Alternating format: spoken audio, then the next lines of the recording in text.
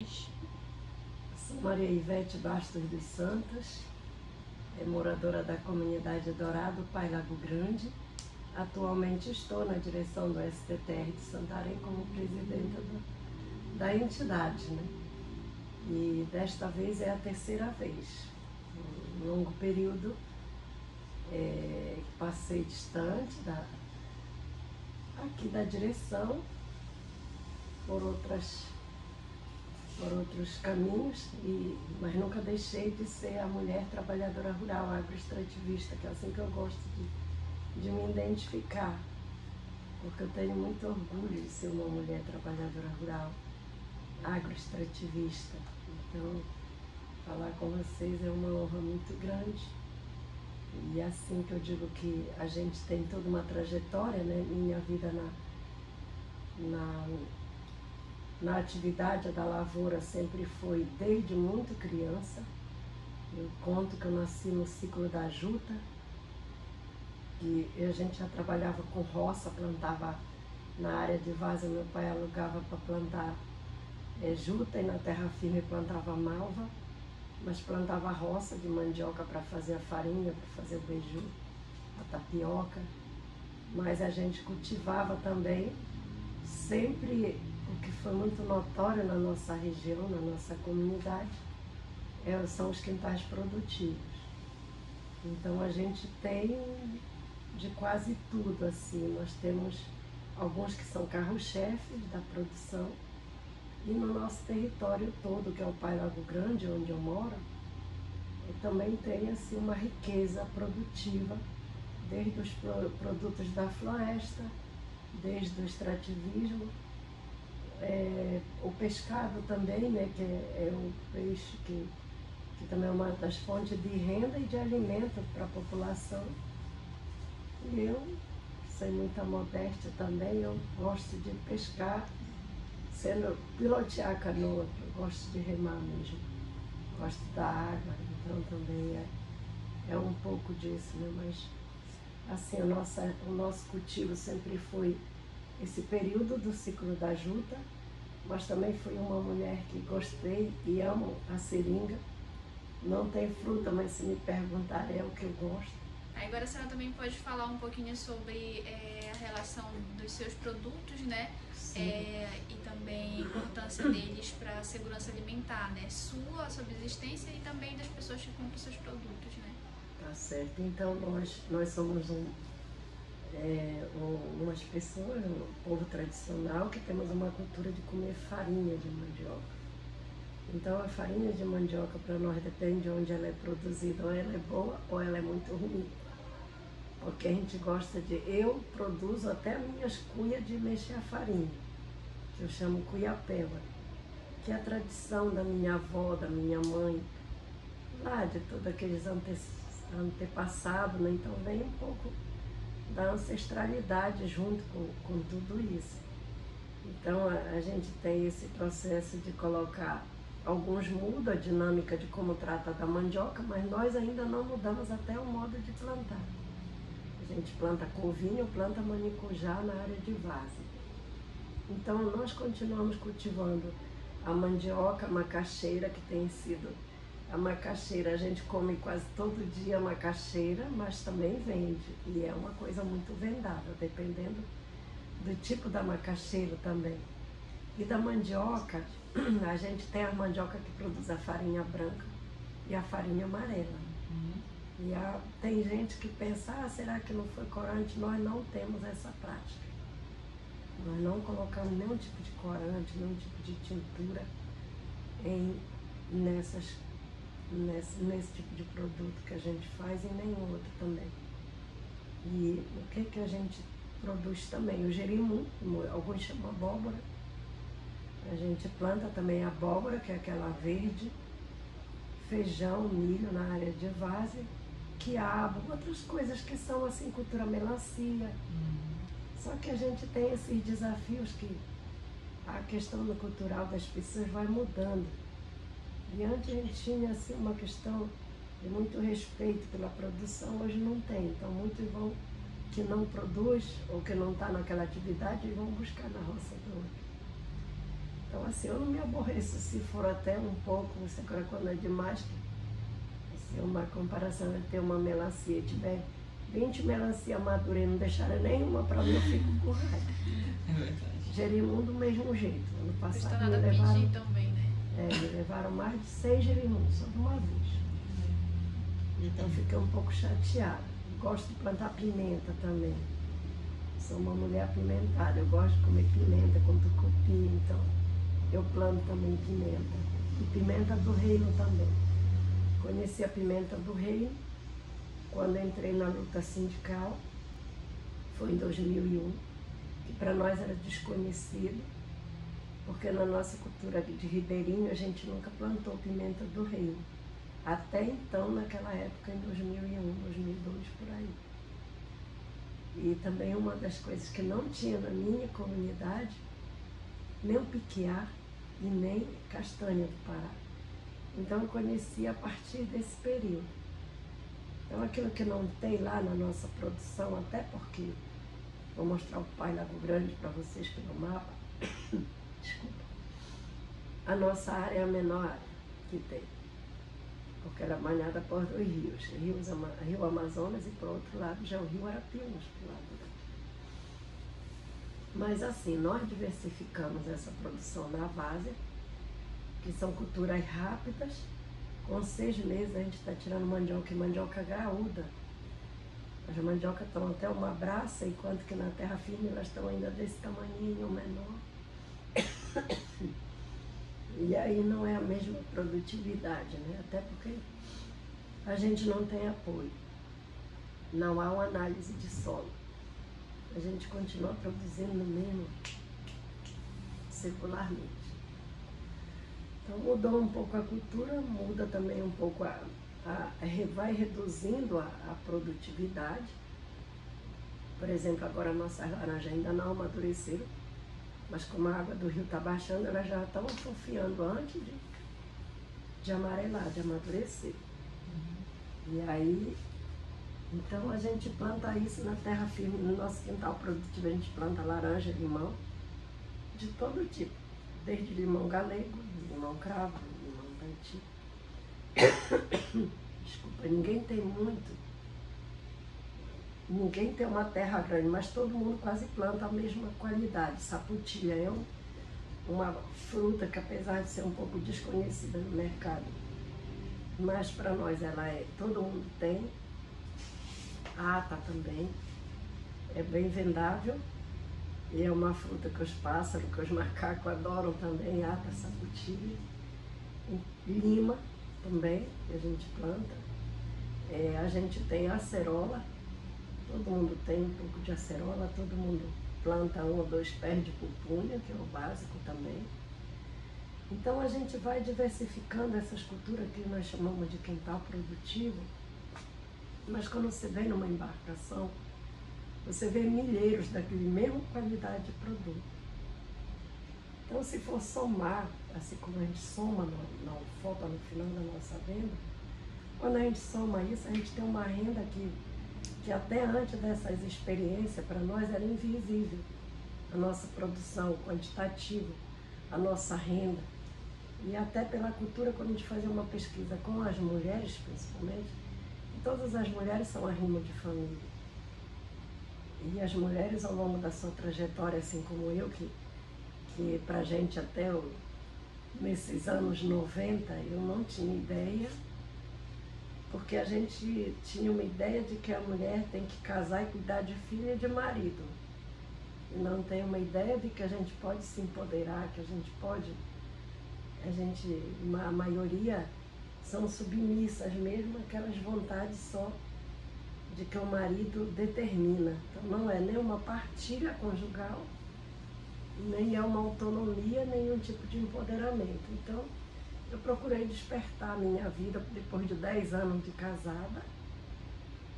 Eu disse, eu vou deixar agora só de ser a mulher da cozinha e a mulher da invisibilidade. Porque eu já era a mulher que extraía o látex para criar meus filhos, para arcar com aquelas coisas que os filhos pedem somente para a mãe. que são as rifas, os bingos, os lápis, as canetas e aquilo que extraviaram, não pedem para os pais, para os homens, pedem para a mãe. Então, eu te dava essa autonomia para os meus filhos, para que, e com os princípios, né, para que eles nunca tivessem que se apropriar indevidamente de alguma coisa. Então, ensinei também meus filhos a lidar um pouco assim como eu fui desde adolescente. Não, meus filhos não trabalharam como eu trabalhei, porque o nosso regime ele era um regime muito duro de disciplina. Então, era apanhando surra, peia. E eu que fui para a escola para aprender a fazer meu nome quase com os 10 anos, porque eu sofria asma, então meu pai não admitia que eu estudasse. Porque ele dizia que era só da caminhada 40 minutos que me fazia sofrer asma. Mas eu tentei de qualquer jeito e aprendi a fazer meu nome muito rápido. Então, fiz uma trajetória estudando um pouquinho já depois de casada. Me casei em 1985, estou casada até hoje com meu marido. Ainda, se tivesse mais um para casa, ainda casaria com o mesmo marido. Ainda está bom esse casamento até hoje, graças a Deus. Vou completar 40 anos esse ano de casado. E aí então a gente partilha e compartilha as nossas divisões de tarefa. E a gente tem tentado, porque nós sindicalistas, a gente nasce lá dentro da igreja, que é aquelas mulheres e homens que vão para a catequese e que lá foi despertado. E hoje não é mais eu diria que a Igreja Católica não tem mais a hegemonia da questão religiosa, né? Hoje a Igreja Evangélica é muito atuante, eu digo no sentido de ter muito adepto. Só que a própria igreja também ela reduz o seu foco no sentido que hoje ela já não fortalece muito mais a liderança. Eu nasci incentivada pelos padres, né? Pelos párocos que incentivavam a gente a se organizar. Então eu nasci ali, eu digo, despertar para o sindicalismo. Mas eu já estava ali na igreja catequizando as crianças, também fazendo aquela formação para os sacramentos, mas sempre a mulher é muito árdua nesse trabalho, porque tem que acordar muito cedo, e até hoje eu durmo pouco, acho que envelheci precocemente, porque era muito cedo, e quando tinha que trabalhar na junta, como tinha que ir de canoa para o trabalho, era 4 da manhã, então tinha que ir todo mundo. E a gente não podia dizer não, nem que não quisesse cuidar no peixe de noite. Tinha que levantar, se papai chegasse 9 horas, era 9 horas que todo mundo levantava, da noite. Se chegasse 10, era 10. Então tinha que fazer a janta e tinha que comer na mesa servida pela nossa mãe. Então isso nem todo, hoje a gente já come por ali espalhado um pouquinho, mas assim, a gente cultivou muita coisa junto, tanto na nossa sobrevivência dessa agricultura familiar, que sempre foi o nosso carro-chefe de vida. Eu digo disso que a gente se alimenta no dia a dia, que a gente come a farinha, que a gente sempre produziu o nosso feijão branco. A gente não sou chegada até hoje a feijão do sul, feijão rajado, essas coisas, porque eu nasci comendo feijão branco, feijão 40, feijão manteiga, feijão de leite. O único feijão de cor que eu gosto é o feijão vinagre, e também distribuo semente. Eu gosto de plantar, né? Que seja uma árvore no meu quintal, eu planto para não perder as sementes para distribuir com minhas amigas. Agora eu fui em Curitiba e levei semente do feijão que eu gosto para deixar lá. Porque sem isso também é como se a minha vida estivesse diminuindo, né? E aí então, a agricultura familiar para nós ela é muito importante para a nossa categoria. Porque ela, além dela sustentar, ela emprega. Hoje a gente tem dificuldade porque há um êxodo rural muito grande. Mas é onde tem, quando a gente envelhece, que não consegue mais coletar as frutas, não consegue mais fazer a capina da roça, não consegue mais fazer, eu ainda faço até hoje, mas eu sinto que o prazo está limitando também, né? Então, a gente precisa de outras pessoas, então a gente chama as pessoas para ajudar. O jovem, né? Aquele que ajuda a gente na capina, e existe uma demanda muito grande, mas já não existe a oferta de quem trabalhe nessa sucessão. E eu penso que o futuro é para quem vai produzir alimento. Porque como nós estamos vivendo uma mudança drástica, que dizem a mudança climática já aconteceu, nós já vivemos a crise e o caos, a emergência, que são o que a gente sente na pele, é o que eu sinto na pele como mulher, como mãe, como avó. Porque eu fico muito triste desde que eu estou tão abatida psicologicamente, pensando qual será o nosso futuro, do nosso chão e do povo, porque eu digo sempre que não pense quem tem um ar-condicionado para dormir ou para trabalhar resolve o problema do seu futuro, que não vai resolver. O futuro será resolvido se ainda tiver um equilíbrio da natureza, do ecossistema, desespero.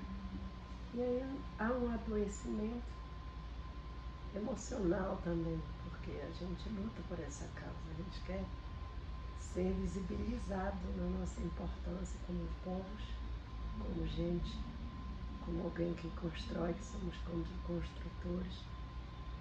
E eu fico assim imaginando o que será. Porque tudo que a gente possa ter os melhores profissionais em todas as áreas, mas se não tiver um parlamento decente, seja no nosso município, seja na nossa Assembleia Legislativa, ou no Congresso, ou no Senado, não sei. Então sejam também agente político, partidário, quem sabe um dia. Porque eu acho que a questão não está no partido, está na decência do ser humano. Eu imagino quando eu olho aqueles que vão lá no sítio. Eu já fui parlamentar em Santarém. E eu criei assim tanto desgosto pela política, porque os chamados pares fizeram contra tudo que falava. Cagil foi fazer não sei quantos depoimento, fazer só coisa boa. E eu pegava a palavra, dizia, desmontava tudinho. Não, a Cagil está aí jogando pó de soja. Por causa da Cagil foi financiada a soja para Santarém. Expulsou os agricultores familiares. Hoje a gente está num deserto de Planalto. É só isso. E para quem enriquece? Que desenvolvimento é esse? Que progresso é esse? Porque passa muita carreta na rua, porque o rio Tapajós, por onde nós passamos, está cheio de navio, de balsa. Porque a gente está engolindo o pó de veneno, ou respirando veneno. E é isso que é desenvolvimento, porque veio muitas máquinas, empresas agrícolas e tudo isso é o desenvolvimento. Porque eu acho que quem ganha um salário mínimo até 2 na cidade é o marginalizado. Não é uma pessoa que está decente, porque tudo é muito caro. Então, para mim, dignidade é quando eu me alimento bem, quando eu moro bem, quando eu estou feliz.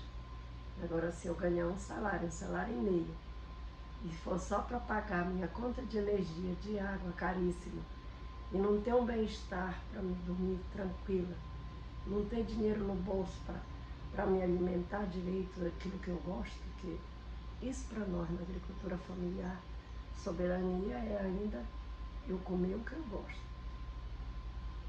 Eu ser ainda protagonista da minha vida, naquilo que eu me alimento.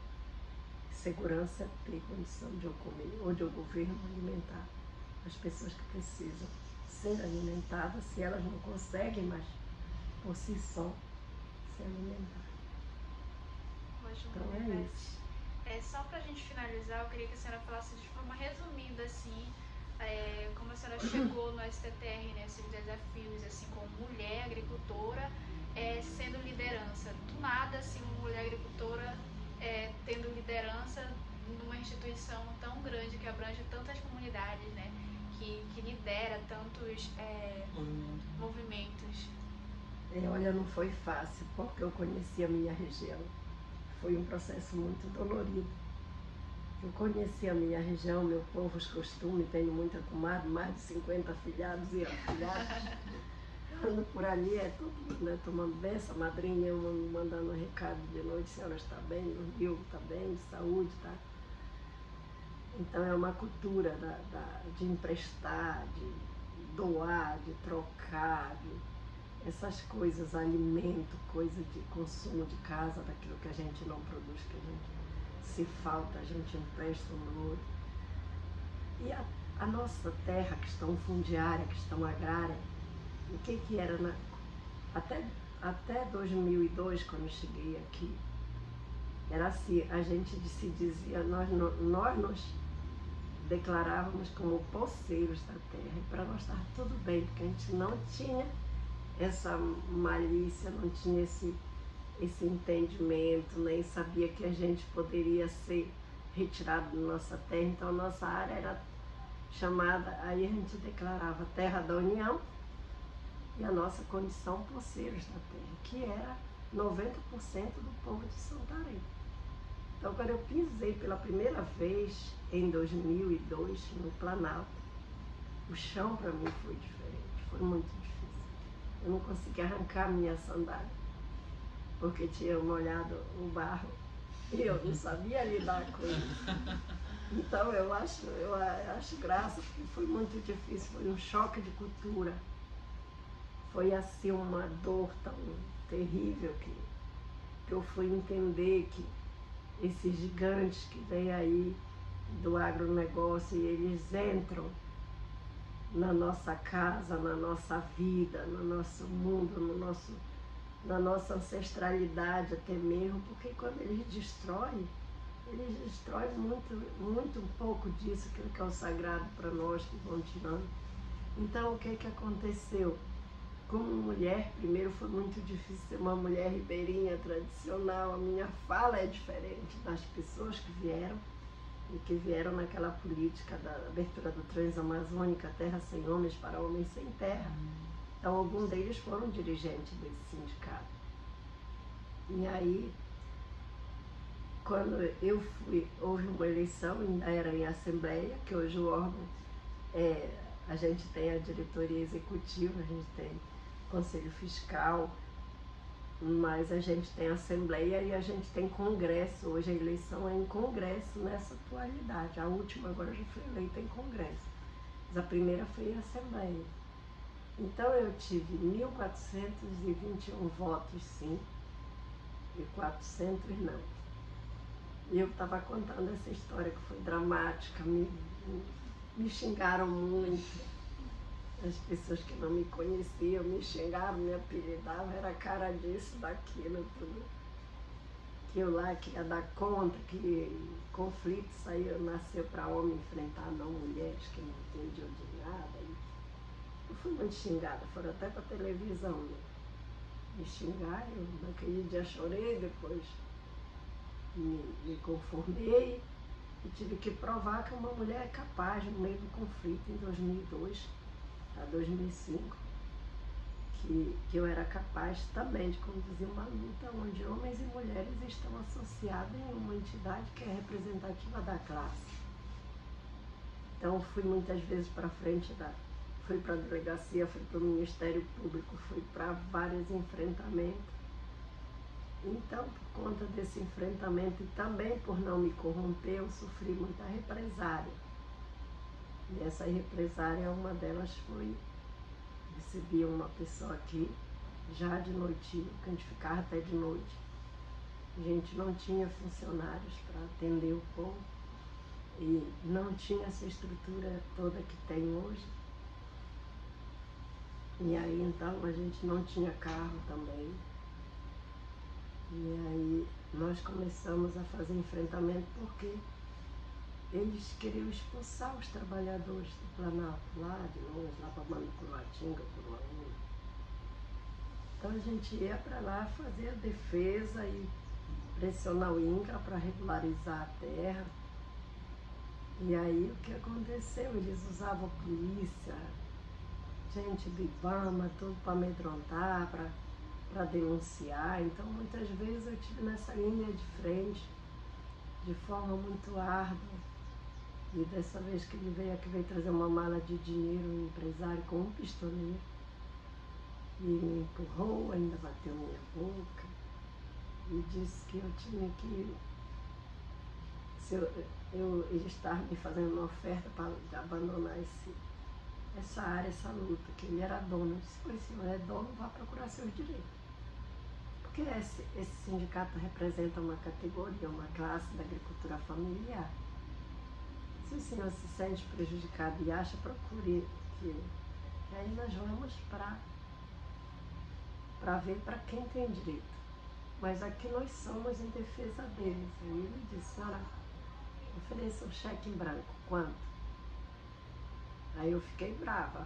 Imagina, eu era muito... Hoje eu sou muito pacífica, mas eu fiquei muito revoltada. E para mim era como se fosse um insulto à minha dignidade como pessoa humana. Me oferecer qualquer uma coisa. Eu fui eleita para conduzir, para dirigir, para defender o interesse e o direito da minha classe. Então nem nada eu tinha. E aí eu disse que quase que expulsei também, mesmo que com um pistoleiro, veio um rapaz, me ajudou. E ele mostrou para mim, o rapaz, o que estava com a arma, mostrou para mim que estava com um revólver. E ele disse, quer pagar para ver? Eu disse, você está me ameaçando? Eu falei, eu já me sinto ameaçada, eu já estou me sentindo ameaçada só pelo fato de você vir fora de hora e traz uma pessoa armada aqui dentro dessa casa, que é dos trabalhadores rurais. Aí ele saiu queimando assim pneu, muito bravo. No outro dia foi para lá, queimou as casas, vários barracos. Então foi um soco no estômago, dói até hoje.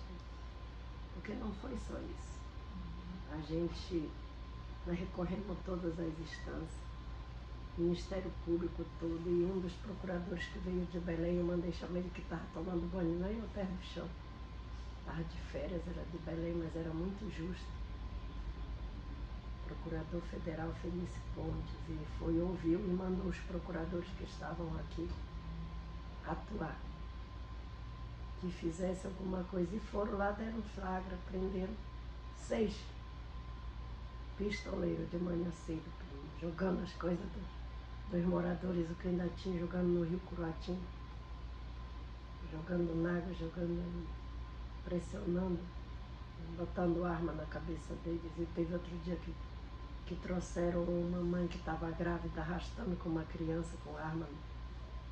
Primeiro eles tiveram que assistir queimar a casa com gasolina. E aí então a criança, ela abortou a criança. E aí, então a gente fica aqui. Dói até hoje. Porque ou você se corrompe para fazer a vontade, ou então alguém paga esse preço. Até por você ser fiel à causa que você defende. Então, a gente sabe que tem vida que se ceifou, pessoas inocentes, mas teve pessoas mesmo que morreram foram assassinadas, até hoje nunca ninguém descobriu quem. É difícil, você não tem meios para fazer uma disputa de igual para igual com quem tem dinheiro, né? Mas houve uma prisão eu fiz um depoimento em uma CPM da Terra, que era a Comissão Parlamentar Mista de Inquérito, e o que foi o relator colocou a gente como réu, não como vítima do sistema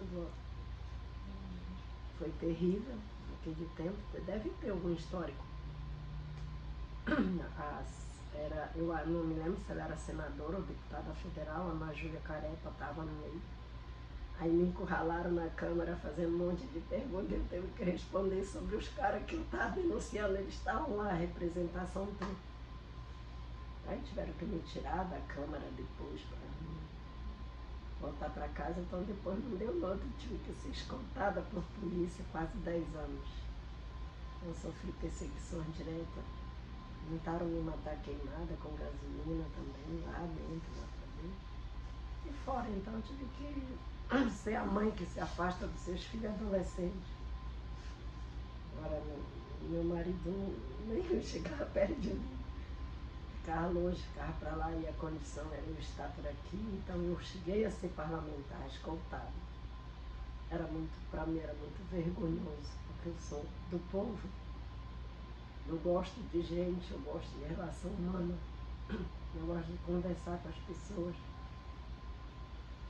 Eu tive que me submeter a isso e achei que a gente podia somar na construção de um mundo melhor. E o meu espaço na política não era esse espaço, porque era como se eu estivesse muito na invisibilidade e sofrendo muito, porque eu queria que as pessoas fossem mais decentes, e não são, se trocavam por muito pouco, de fazer muita vontade do próprio governo sem revidar nada do que estava errado. Então não topo isso, não gosto disso. E até hoje ninguém me corrompeu, graças a Deus. Eu não sou a pessoa que agrada a ninguém, porque lá, por exemplo, sofri muito preconceito como mulher rural, mulher que... Porque a sociedade, ela cria um perfil para cada segmento. E no mundo político as pessoas acham que tem que estar muito arrumada, muito bem vista, muito bem alinhada naquilo que dá a percepção da população. Que eu te vejo como um parlamentar, eu te vejo como alguém da elite, da não sei o que, se tu te veste, se tua roupa é da marca tal. Eu não segui esse padrão em si.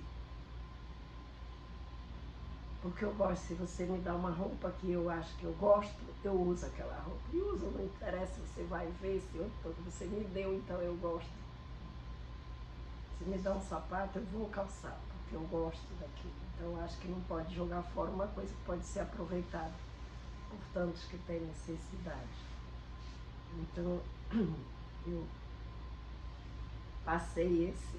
Tinha dias que eu estava vendo as pessoas rindo de mim.